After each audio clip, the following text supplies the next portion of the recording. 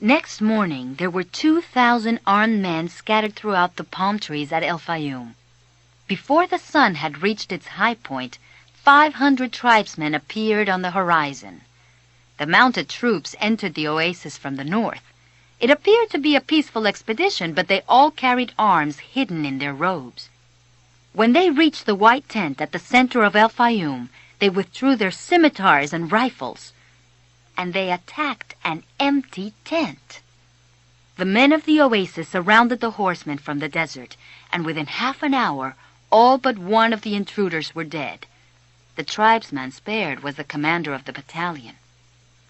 That afternoon, he was brought before the tribal chieftains, who asked him why he had violated the tradition. The commander said that his men had been starving and thirsty, exhausted from many days of battle, and had decided to take the oasis so as to be able to return to the war. The tribal chieftain said that he felt sorry for the tribesmen, but that the tradition was sacred. He condemned the commander to death without honor.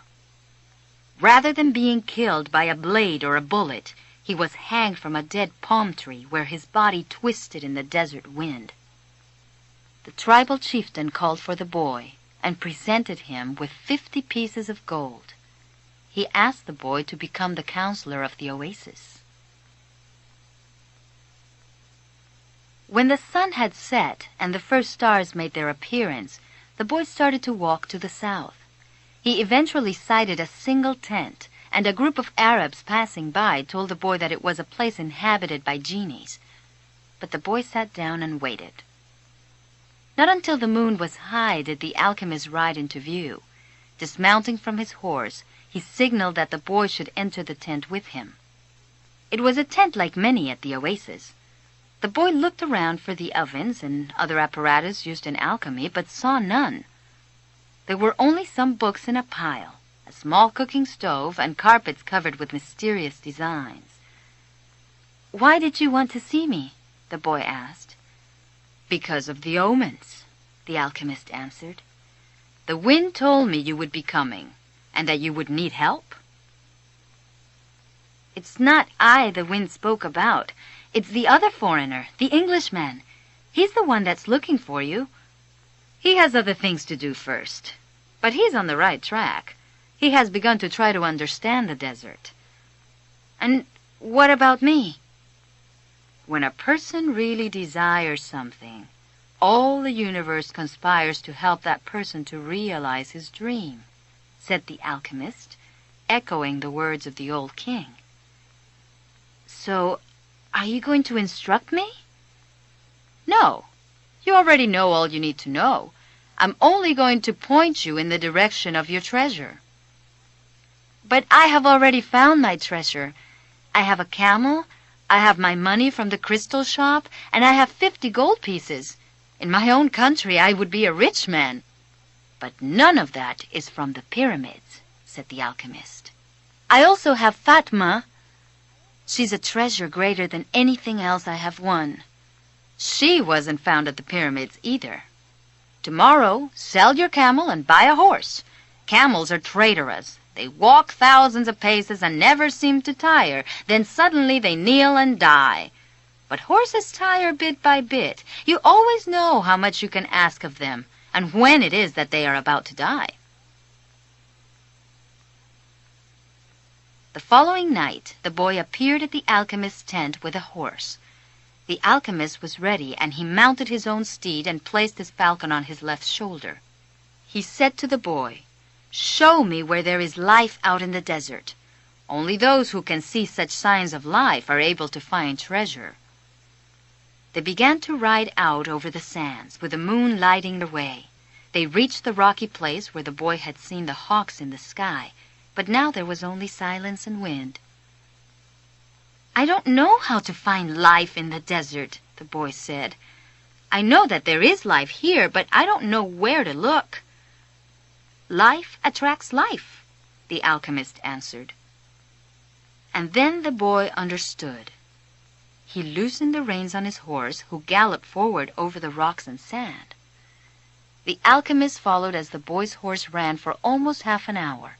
Suddenly, for no apparent reason, the boy's horse began to slow. "There's life here," the boy said to the alchemist. "I don't know the language of the desert, but my horse knows the language of life." They dismounted, and the alchemist said nothing. Advancing slowly, they searched among the stones.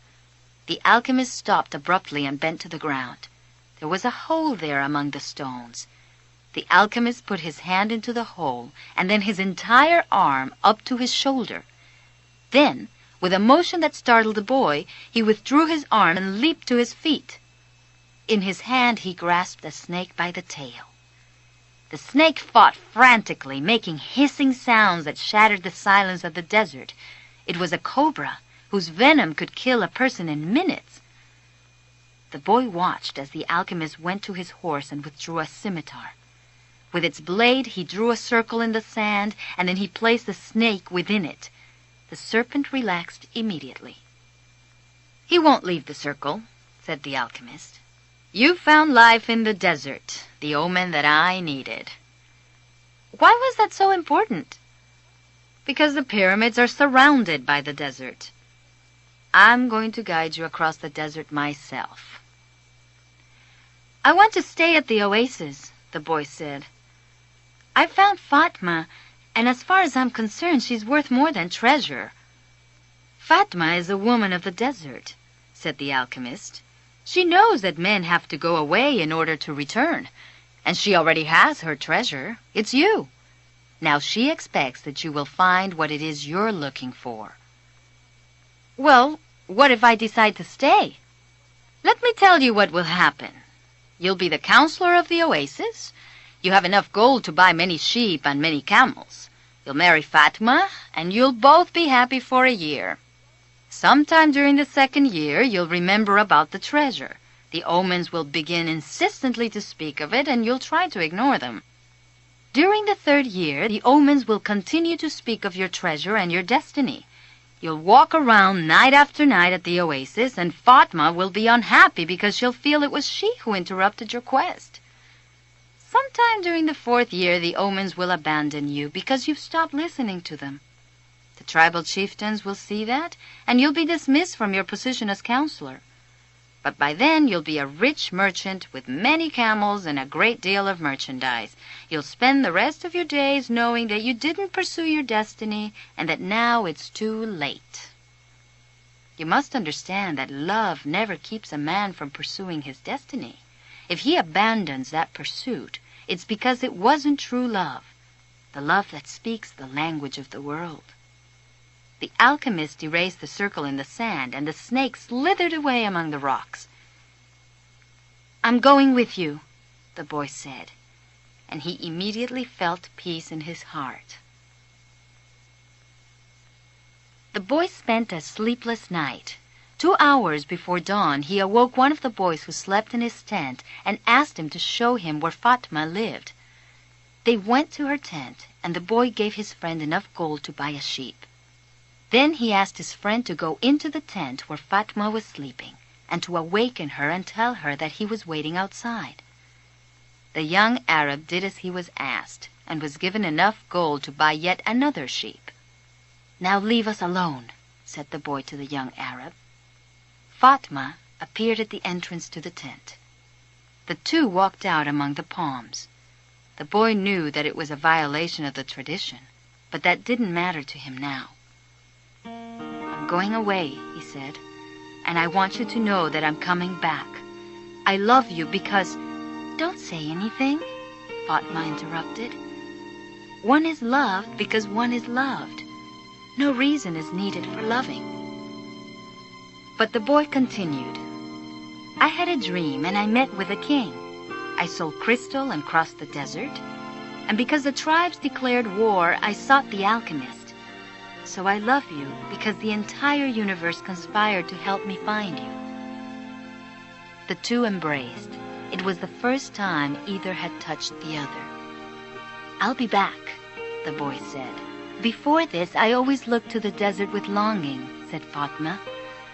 "Now it will be with hope. My father went away one day, but he returned to my mother, and he has always come back since then." They said nothing else. They walked a bit farther among the palms, and then the boy left her at the entrance to her tent. "I'll return, just as your father came back to your mother," he said. He saw that Fatma's eyes were filled with tears. "You're crying." "I'm a woman of the desert," she said, averting her face. "But above all, I'm a woman." From that day on, Fatma would look to the desert every day and would try to guess which star the boy was following in search of his treasure. She would have to send her kisses on the wind, hoping that the wind would touch the boy's face and would tell him that she was alive, that she was waiting for him. A woman awaiting a courageous man in search of his treasure.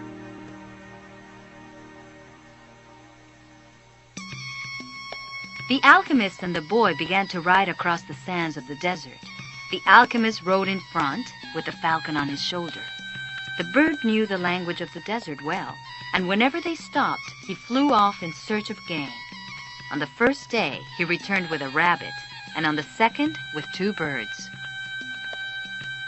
At night, they spread their sleeping gear and kept their fires hidden. The desert nights were cold and were becoming darker and darker as the phases of the moon passed. They went on for a week, speaking only of the precautions they needed to follow in order to avoid the battles between the tribes. The war continued, and at times the wind carried the sweet, sickly smell of blood. Battles had been fought nearby, and the wind reminded the boy that there was the language of omens, always ready to show him what his eyes had failed to observe. On the 7th day, the alchemist decided to make camp earlier than usual. The falcon flew off to find game, and the alchemist offered his water container to the boy. "You are almost at the end of your journey," said the alchemist. "I congratulate you for having pursued your destiny." "And you've told me nothing along the way," said the boy. "I thought you were going to teach me some of the things you know." "There is only one way to learn," the alchemist answered. "It's through action. Everything you need to know you have learned through your journey. You need to learn only one thing more." "Why are you called the alchemist?" the boy asked. "Because that's what I am." "And what went wrong when other alchemists tried to make gold and were unable to do so?" "They were looking only for gold," his companion answered. "They were seeking the treasure of their destiny without wanting actually to live out that destiny." "What is it that I still need to know?" the boy asked. "Listen to your heart. It knows all things because it came from the soul of the world, and it will one day return there."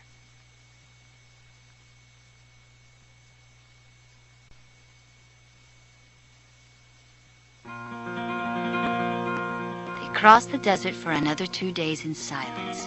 The alchemists had become much more cautious because they were approaching the area where the most violent battles were being waged. As they moved along, the boy tried to listen to his heart. It was not easy to do. In earlier times, his heart had always been ready to tell its story, but lately that wasn't true. There had been times when his heart spent hours telling of its sadness, and at other times it became so emotional over the desert sunrise that the boy had to hide his tears. His heart beat fastest when it spoke to the boy of treasure, and more slowly when the boy stared entranced at the endless horizons of the desert. But his heart was never quiet, even when the boy and the alchemist had fallen into silence. "Why do we have to listen to our hearts?" the boy asked when they had made camp that day. "Because wherever your heart is, that is where you'll find your treasure." "But my heart is agitated," the boy said. "It has its dreams, it gets emotional, and it becomes passionate over a woman of the desert. It asks things of me, and it keeps me from sleeping many nights when I'm thinking about her." "Well, that's good. Your heart is alive. Keep listening to what it has to say." During the next 3 days, the 2 travelers passed by a number of armed tribesmen and saw others on the horizon. The boy's heart began to speak of fear. It told him stories it had heard from the soul of the world, stories of men who sought to find their treasure and never succeeded. Sometimes it frightened the boy with the idea that he might not find his treasure, or that he might die there in the desert. At other times, it told the boy that it was satisfied. It had found love and riches. "My heart is a traitor," the boy said to the alchemist when they had paused to rest the horses. "It doesn't want me to go on." "That makes sense," the alchemist answered. "Naturally, it's afraid that in pursuing your dream you might lose everything you've won." "Well, then why should I listen to my heart?" "Because you will never again be able to keep it quiet. Even if you pretend not to have heard what it tells you, it will always be there inside you, repeating to you what you're thinking about life and about the world." The boy continued to listen to his heart as they crossed the desert. He came to understand its dodges and tricks, and to accept it as it was. He lost his fear and forgot about his need to go back to the oasis, because one afternoon his heart told him that it was happy. "Even though I complain sometimes," it said, "it's because I'm the heart of a person, and people's hearts are that way. People are afraid to pursue their most important dreams because they feel that they don't deserve them or that they'll be unable to achieve them. We, their hearts, become fearful just thinking of loved ones who go away forever, or of moments that could have been good but weren't, or of treasures that might have been found but were forever hidden in the sands. Because when these things happen, we suffer terribly." "My heart is afraid that it will have to suffer," the boy told the alchemist one night as they looked up at the moonless sky. "Tell your heart that the fear of suffering is worse than the suffering itself, and that no heart has ever suffered when it goes in search of its dreams, because every second of the search is a second's encounter with God and with eternity." "Every second of the search is an encounter with God," the boy told his heart. "When I have been truly searching for my treasure, every day has been luminous, because I've known that every hour was part of the dream that I should find it. When I have been truly searching for my treasure, I've discovered things along the way that I never would have seen had I not had the courage to try things that seemed impossible for a shepherd to achieve." So his heart was quiet for an entire afternoon. That night, the boy slept deeply, and when he awoke, his heart began to tell him things that came from the soul of the world. It said that all people who were happy have God within them, and that happiness could be found in a grain of sand from the desert, because a grain of sand is a moment of creation, and the universe has taken millions of years to create it. "Everyone on earth has a treasure that awaits him," his heart said. "We, the people's hearts, seldom say much about those treasures, because people no longer want to go in search of them. We speak of them only to children. Later, we simply let life proceed in its own direction, toward its own fate. But unfortunately, very few follow the path laid out for them, the path to their destinies and to happiness. Most people see the world as a threatening place, and because they do, the world turns out indeed to be a threatening place. So we, their hearts, speak more and more softly. We never stop speaking out, but we begin to hope that our words won't be heard. We don't want people to suffer because they don't follow their hearts." "Why don't people's hearts tell them to continue to follow their dreams?" the boy asked the alchemist. "Because that's what makes a heart suffer most, and hearts don't like to suffer." From then on, the boy understood his heart. He asked it, please, never to stop speaking to him. He asked that when he wandered far from his dreams, his heart press him and sound the alarm. The boy swore that every time he heard the alarm, he would heed its message. That night, he told all of this to the alchemist, and the alchemist understood that the boy's heart had returned to the soul of the world. "So what should I do now?" the boy asked. "Continue in the direction of the pyramids," said the alchemist, "and continue to pay heed to the omens. Your heart is still capable of showing you where the treasure is." Is that the one thing I still needed to know? No, the alchemist answered. What you still need to know is this. Before a dream is realized, the soul of the world tests everything that was learned along the way. It does this not because it is evil, but so that we can, in addition to realizing our dreams, master the lessons we've learned as we've moved toward that dream. That's the point at which most people give up. It's the point at which, as we say in the language of the desert, one dies of thirst just when the palm trees have appeared on the horizon. Every search begins with beginner's luck, and every search ends with the victors being severely tested. The boy remembered an old proverb from his country. It said that the darkest hour of the night came just before the dawn. On the following day, the first clear sign of danger appeared. 3 armed tribesmen approached and asked what the boy and the alchemist were doing there. "I'm hunting with my falcon," the alchemist answered. "We're going to have to search you to see whether you're armed," one of the tribesmen said. The alchemist dismounted slowly, and the boy did the same. "Why are you carrying money?" asked the tribesman when he had searched the boy's bag. "I need it to get to the pyramids," the boy said. The tribesman who was searching the alchemist's belongings found a small crystal flask filled with a liquid and a yellow glass egg that was slightly larger than a chicken's egg. "What are these things?" he asked. "That's the philosopher's stone and the elixir of life. It's the masterwork of the alchemists. Whoever swallows that elixir will never be sick again, and a fragment from that stone turns any metal into gold." The Arabs laughed at him, and the alchemist laughed along. They thought his answer was amusing, and they allowed the boy and the alchemist to proceed with all of their belongings. "Are you crazy?" the boy asked the alchemist when they had moved on. "What did you do that for?" "To show you one of life's simple lessons," the alchemist answered. "When you possess great treasures within you and try to tell others of them, seldom are you believed." They continued across the desert. With every day that passed, the boy's heart became more and more silent. It no longer wanted to know about things of the past or future. It was content simply to contemplate the desert and to drink with the boy from the soul of the world. The boy and his heart had become friends, and neither was capable now of betraying the other. One afternoon, they passed by the encampment of one of the tribes. At each corner of the camp were Arabs garbed in beautiful white robes, with arms at the ready. The men were smoking their hookahs and trading stories from the battlefield. No one paid any attention to the 2 travelers.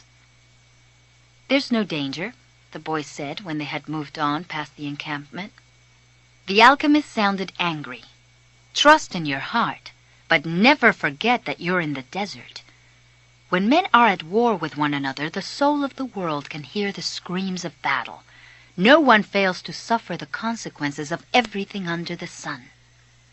All things are one, the boy thought.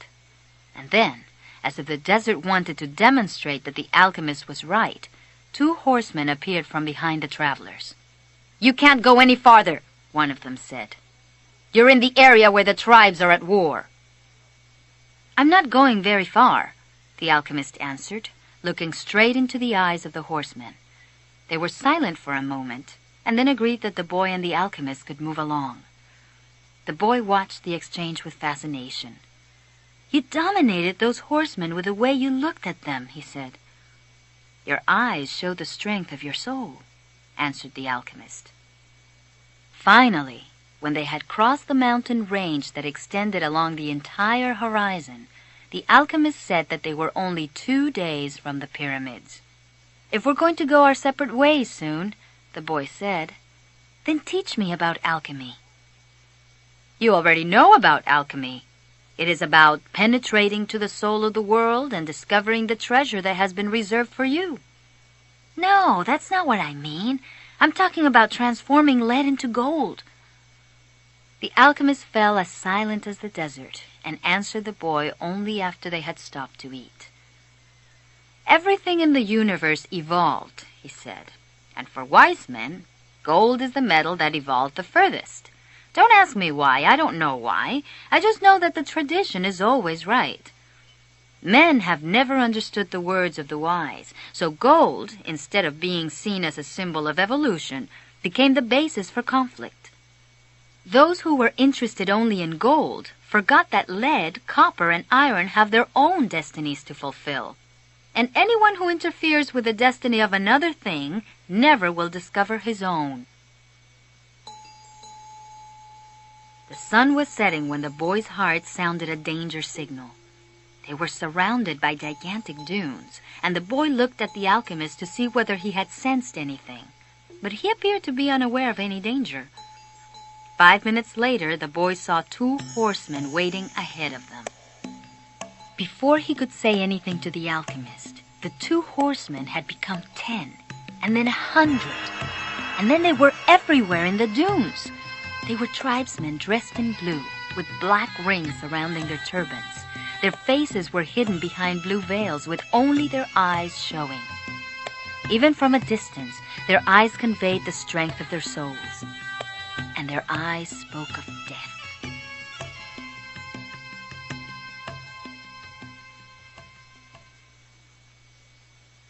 The 2 were taken to a nearby military camp. A soldier shoved the boy and the alchemist into a tent where the chief was holding a meeting with his staff. "These are the spies," said one of the men. "We're just travelers," the alchemist answered. "You were seen at the enemy camp 3 days ago, and you were talking with one of the troops there." "I'm just a man who wanders the desert and knows the stars," said the alchemist. "I have no information about troops or about the movement of the tribes. I was simply acting as a guide for my friend here." "Who is your friend?" the chief asked. "An alchemist," said the alchemist. "He understands the forces of nature, and he wants to show you his extraordinary powers." The boy listened quietly and fearfully. "What is a foreigner doing here?" asked another of the men.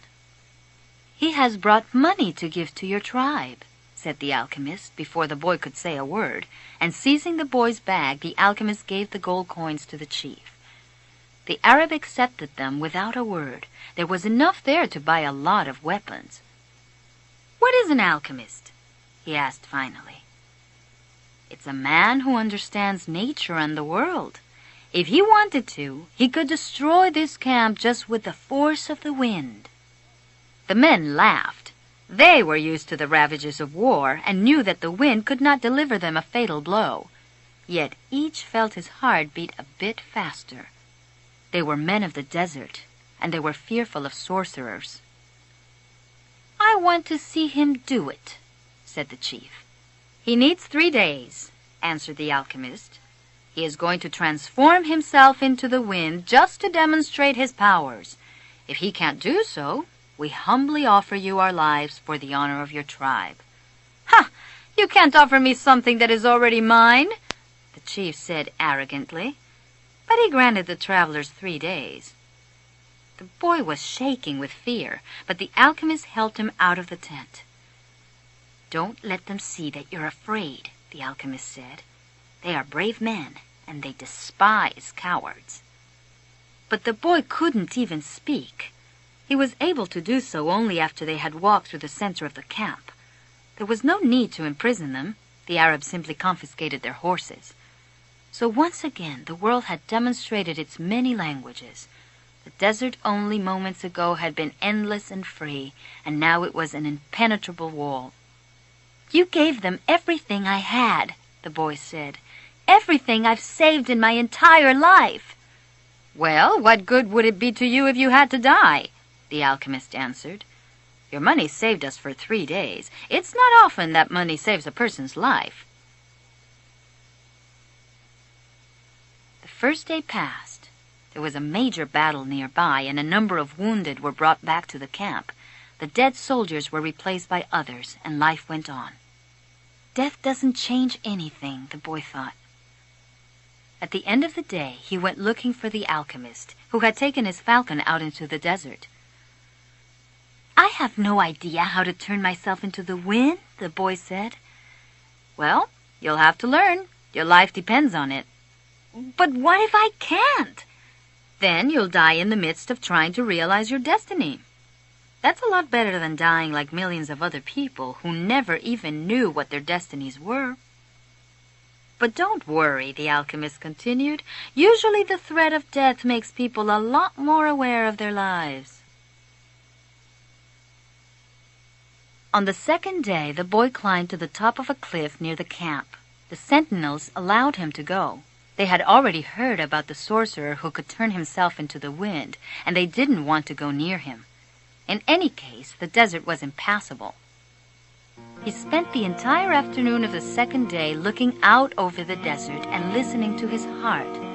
The boy knew the desert sensed his fear. They both spoke the same language. On the third day, the chief met with his officers. He called the alchemist to the meeting and said, "Let's go see the boy who turns himself into the wind." "Let's," the alchemist answered. The boy took them to the cliff where he had been on the previous day. He told them all to be seated. "It's going to take a while," the boy said. "We're in no hurry," the chief answered. "We are men of the desert." The boy looked out at the horizon. There were mountains in the distance, and there were dunes, rocks, and plants that insisted on living where survival seemed impossible. "What do you want here today?" the desert asked him. "Didn't you spend enough time looking at me yesterday?" "Somewhere you are holding the person I love," the boy said. "So when I look out over your sands, I am also looking at her. I want to return to her, and I need your help so that I can turn myself into the wind." "What is love?"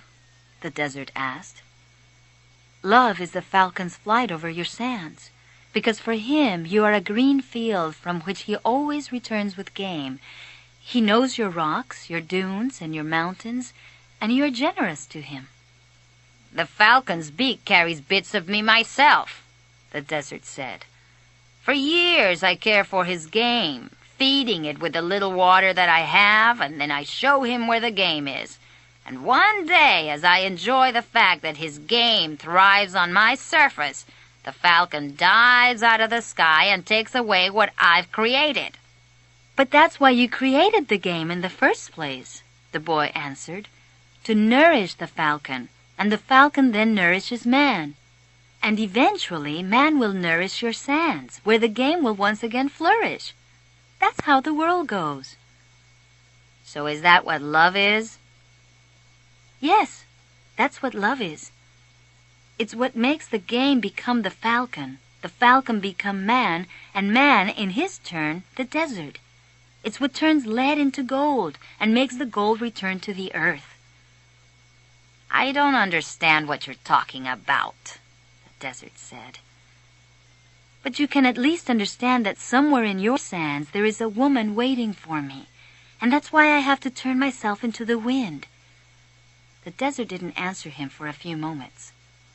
Then it told him, "I'll give you my sands to help the wind to blow, but alone I can't do anything. You have to ask for help from the wind."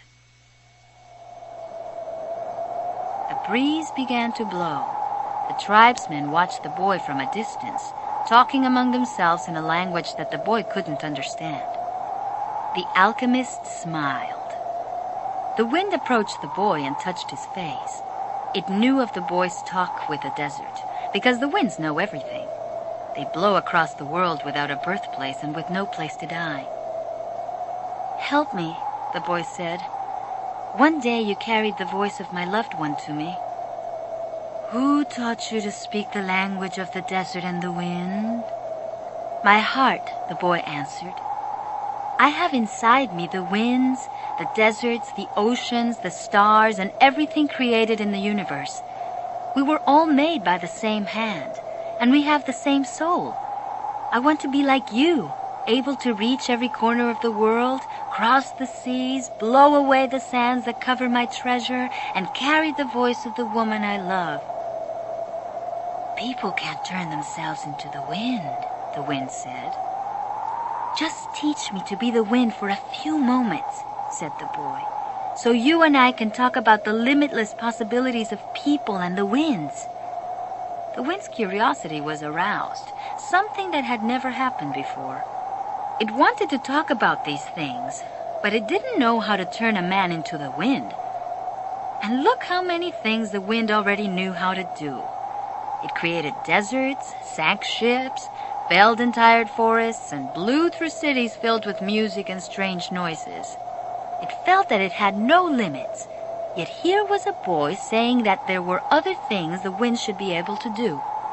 "This is what we call love," the boy said, seeing that the wind was close to granting what he requested. "When you are loved, you can do anything in creation. When you are loved, there's no need at all to understand what's happening, because everything happens within you. And even men can turn themselves into the wind, as long as the wind helps, of course." The wind was a proud being, and it was becoming irritated with what the boy was saying. It commenced to blow harder, raising the desert sands.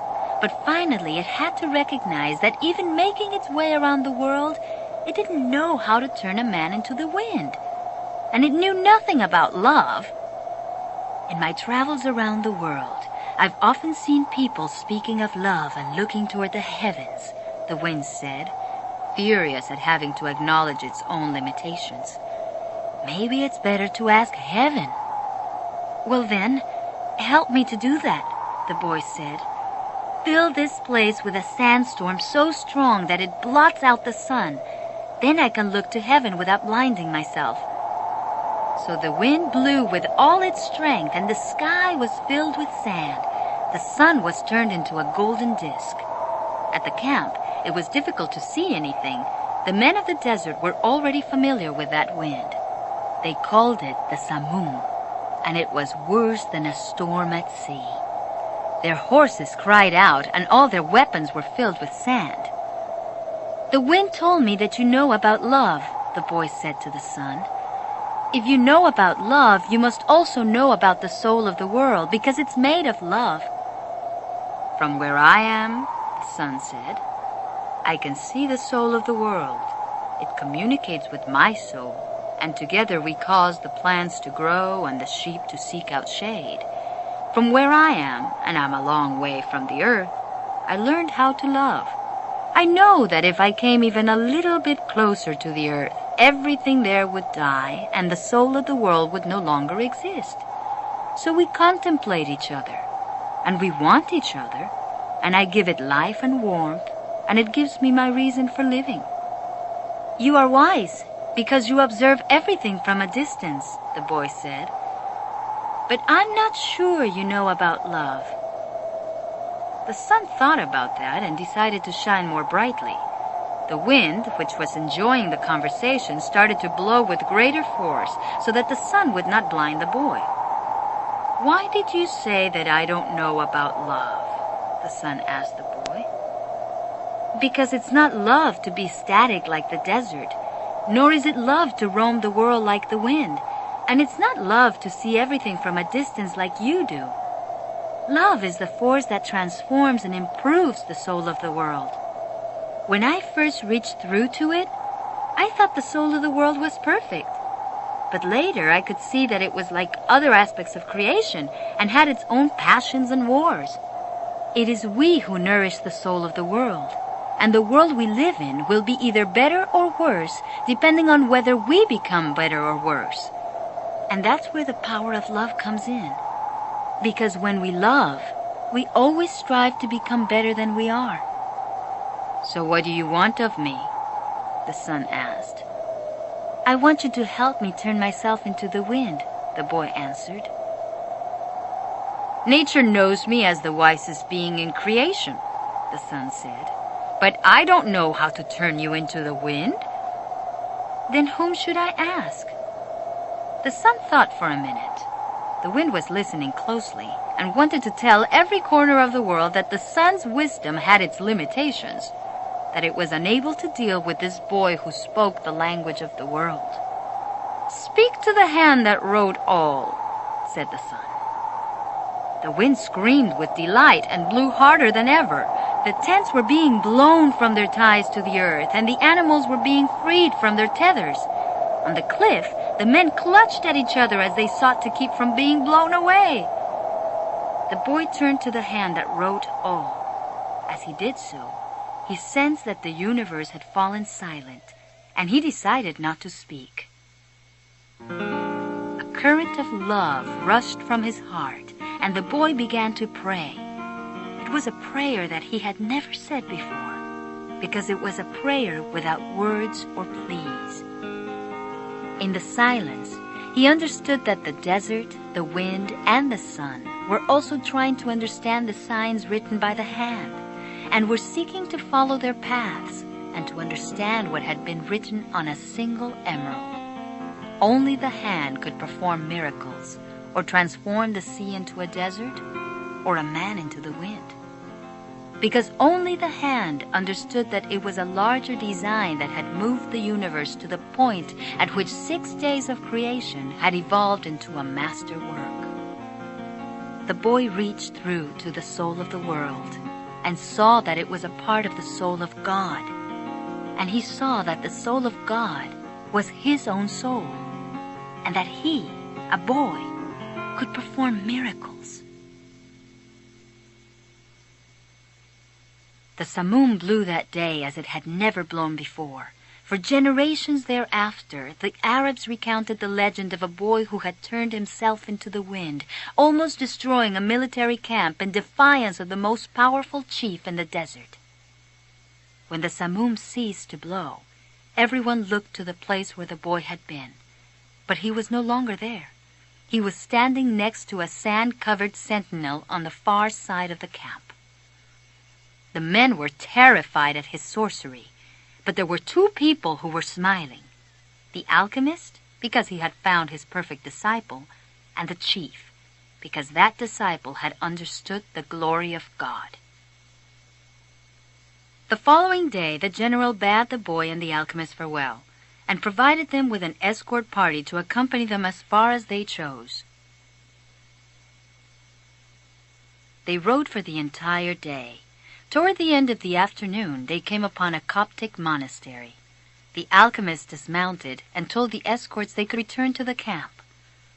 "From here on, you will be alone," the alchemist said to the boy. "You're only 3 hours from the pyramids." "Thank you," said the boy. "You taught me the language of the world." "I only invoke what you already knew." The alchemist knocked on the gate of the monastery. A monk dressed in black came to the gates. They spoke for a few minutes in the Coptic tongue, and the alchemist bade the boy enter. "I asked him to let me use the kitchen for a while," the alchemist smiled. They went to the kitchen at the back of the monastery. The alchemist lighted the fire, and the monk brought him some lead, which the alchemist placed in an iron pan. When the lead had become liquid, the alchemist took from his pouch the strange yellow egg. He scraped from it a sliver as thin as a hair, wrapped it in wax, and added it to the pan in which the lead had melted. The mixture took on a reddish color, almost the color of blood. The alchemist removed the pan from the fire and set it aside to cool. As he did so, he talked with the monk about the tribal wars. When the pan had cooled, the monk and the boy looked at it, dazzled. The lead had dried into the shape of the pan, but it was no longer lead. It was gold. "Will I learn to do that someday?" the boy asked. "This was my destiny, not yours," the alchemist answered. "But I wanted to show you that it was possible." They returned to the gates of the monastery. There the alchemist separated the disc into 4 parts. "This is for you," he said, holding one of the parts out to the monk. "It's for your generosity to us pilgrims." "But this payment goes well beyond my generosity," the monk responded. "Don't say that again. Life might be listening and give you less the next time." The alchemist turned to the boy. "This is for you, to make up for what you gave to the general." The boy was about to say that it was much more than he had given the general, but he kept quiet, because he had heard what the alchemist said to the monk. "And this is for me," said the alchemist, keeping one of the parts. Because I have to return to the desert, where there are tribal wars. He took the fourth part and handed it to the monk. This is for the boy, if he ever needs it. But I'm going in search of my treasure, the boy said. I'm very close to it now. And I'm certain you'll find it, the alchemist said. Then why this? Because you have already lost your savings twice. Once to the thief and once to the general. I'm an old superstitious Arab, and I believe in our proverbs. There's one that says, everything that happens once can never happen again, but everything that happens twice will surely happen a third time. They mounted their horses, now to ride in different directions. Goodbye, the alchemist said. Goodbye, said the boy. The boy rode along through the desert for several hours, listening avidly to what his heart had to say. It was his heart that would tell him where his treasure was hidden. Where your treasure is, there also will be your heart, the alchemist had told him. But his heart was speaking of other things. With pride, it told the story of a shepherd who had left his flock to follow a dream he had on 2 different occasions. It told of destiny and of the many men who had wandered in search of distant lands or beautiful women, confronting the people of their times with their preconceived notions. It spoke of journeys, discoveries, books, and change. As he was about to climb yet another dune, his heart whispered, "Be aware of the place where you are brought to tears. That's where I am, and that's where your treasure is." The boy climbed the dune slowly. A full moon rose again in the starry sky. It had been a month since he had set forth from the oasis. The moonlight cast shadows through the dunes, creating the appearance of a rolling sea. It reminded the boy of a day when the horse had reared in the desert, and he had come to know the alchemist. And the moon fell on the desert silence, and on a man's journey in search of treasure. When he reached the top of the dune, his heart leapt. There, illuminated by the light of the moon and the brightness of the desert, stood the solemn and majestic pyramids of Egypt. The boy fell to his knees and wept. He thanked God for making him believe in his destiny and for leading him to meet a king, a merchant, an Englishman, and an alchemist. And above all, for his having met a woman of the desert who had told him that love would never keep a man from his destiny. If he wanted to, he could now return to the oasis, go back to Fatima, and live his life as a simple shepherd. After all, the alchemist continued to live in the desert, even though he understood the language of the world and knew how to transform lead into gold. He didn't need to demonstrate his science and art to anyone. The boy told himself that on the way toward realizing his own destiny, he had learned all he needed to know and had experienced everything he might have dreamed of. But here he was at the point of finding his treasure, and he reminded himself that no project is completed until its objective has been achieved.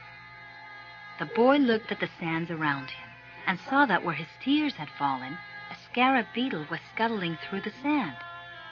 During his time in the desert, he had learned that in Egypt, the scarab beetles are a symbol of God. Another omen! The boy began to dig into the dune. As he did so, he thought of what the crystal merchant had once said, that anyone could build a pyramid in his backyard. The boy could see now that he couldn't do so if he placed stone upon stone for the rest of his life. Throughout the night, the boy dug at the place he had chosen, but found nothing. He felt weighted down by the centuries of time since the pyramids had been built, but he didn't stop. He struggled to continue digging as he fought the wind, which often blew the sand back into the excavation. His hands were abraded and exhausted, but he listened to his heart. It had told him to dig where his tears fell. As he was attempting to pull out the rocks he encountered, he heard footsteps. Several figures approached him. Their backs were to the moonlight, and the boy could see neither their eyes nor their faces. "What are you doing here?" one of the figures demanded. Because he was terrified, the boy did not answer. He had found where his treasure was and was frightened at what might happen. "We're refugees from the tribal wars and we need money," another figure said. "What are you hiding there?" "I'm not hiding anything," the boy answered. But one of them seized the boy and yanked him back out of the hole. Another, who was searching the boy's bags, found a piece of gold. "There's gold here," he said. The moon shone on the face of the Arab who had seized him, and in the man's eyes the boy saw death. "He's probably got more gold hidden in the..." They made the boy continue digging, but he found nothing. As the sun rose, the men began to beat the boy. He was bruised and bleeding, his clothing was torn to shreds, and he felt that death was near. "What good is money to you if you're going to die? It's not often that money can save someone's life," the alchemist had said. Finally, the boy screamed at the men, "I'm digging for treasure!" And although his mouth was bleeding and swollen, he told his attackers that he had twice dreamed of a treasure hidden near the pyramids of Egypt. The man who had appeared to be the leader of the group spoke to one of the others. "Leave him. He doesn't have anything else. He must have stolen this gold." The boy fell to the sand, nearly unconscious. The leader shook him and said, "We're leaving." But before they left, he came back to the boy and said, "You're not going to die. You live, and you learn that a man shouldn't be so stupid. 2 years ago, right here on this spot, I had a recurrent dream too. I dreamed that I should travel to the fields of Spain and look for a ruined church where shepherds and their sheep slept. In my dream, there was a sycamore growing out of the ruins of the sacristy, and I was told that if I dug at the roots of the sycamore, I would find a hidden treasure. But I'm not so stupid as to cross an entire desert just because of a recurrent dream." And they disappeared. The boy stood up shakily and looked once more at the pyramids. They seemed to laugh at him, and he laughed back, his heart bursting with joy, because now he knew where his treasure was. The boy reached the small abandoned church just as night was falling. The sycamore was still there in the sacristy, and the stars could still be seen through the half-destroyed roof. He remembered the time he had been there with his sheep. It had been a peaceful night, except for the dream. Now he was here, not with his flock, but with a shovel. He sat looking at the sky for a long time. Then he took from his knapsack a bottle of wine and drank some. He remembered the night in the desert when he had sat with the alchemist as they looked at the stars and drank wine together. He thought of the many roads he had traveled and of the strange way God had chosen to show him his treasure. If he hadn't believed in the significance of recurrent dreams, he would not have met the gypsy woman, the king, the thief, or... well, it's a long list, but the path was written in the omens, and there was no way I could go wrong, he said to himself. He fell asleep, and when he awoke, the sun was already high. He began to dig at the base of the sycamore. "You old sorcerer," the boy shouted up to the sky. "You knew the whole story. You even left a bit of gold at the monastery so I could get back to this church." The monk laughed when he saw me come back in tatters. "Couldn't you have saved me from that?" "No," he heard a voice on the wind say.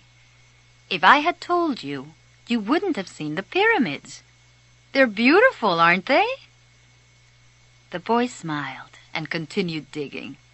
Half an hour later, his shovel hit something solid. An hour later, he had before him a chest of Spanish gold coins. There were also precious stones, gold masks adorned with red and white feathers, and stone statues embedded with jewels, the spoils of a conquest that the country had long ago forgotten, and that some conquistador had failed to tell his children about. The boy took out Urim and Thummim from his bag. He had used the 2 stones only once, one morning when he was at a marketplace. His life and his path had always provided him with enough omens. He placed Urim and Thummim in the chest. They were also a part of his new treasure, because they were a reminder of the old king, whom he would never see again. It's true. Life really is generous to those who pursue their destiny, the boy thought. Then he remembered that he had to get to Tarifa so he could give 1/10 of his treasure to the gypsy woman as he had promised. Those gypsies are really smart, he thought. Maybe it was because they moved around so much. The wind began to blow again. It was the levanter, the wind that came from Africa. It didn't bring with it the smell of the desert, nor the threat of Moorish invasion. Instead, it brought the scent of a perfume he knew well, and the touch of a kiss that came from far away, slowly, slowly until it rested on his lips. The boy smiled. It was the first time she had done that. "I'm coming, Fatma," he said.